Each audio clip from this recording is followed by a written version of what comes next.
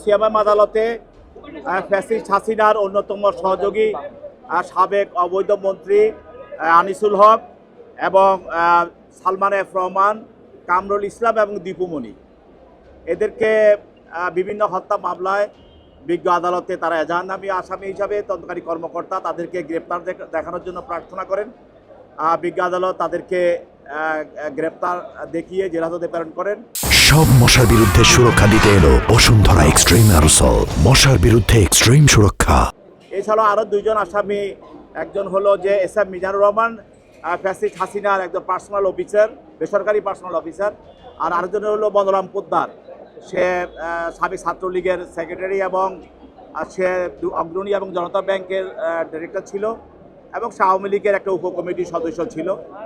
তাকেও একটি হত্যা মামলায় আজকে আদালতে নিয়ে আসা হয়।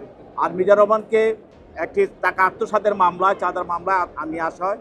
এই দুইজনকে বিজ্ঞ আদালতে তুলে তদন্তকারী কর্মকর্তা তাদের বিরুদ্ধে রিমান্ড প্রার্থনা করেন এবং উভয়কে দুইটি আলাদা মামলায় 4 দিন করে রিমান্ড মঞ্জুর করে তদন্তকারী কর্মকর্তাকে তাকে জিজ্ঞাসাবাদ করার জন্য বিজ্ঞ আদালত অনুমতি প্রদান করেন। সাবেক অবৈধ মন্ত্রী দীপুমণি এবং সাবেক অবৈধ মন্ত্রী কামরুল ইসলামকে শাহবাগ থানার একটি হত্যা মামলায় গ্রেপ্তার দেখানো হয় এবং সাবেক বাণিজ্য উপদেষ্টা সালমান এফ রহমান এবং মন্ত্রী আনিসুল হক তাকে কদমতলী থানা একটি হত্যা মামলায় গ্রেপ্তার দেখানো হয়।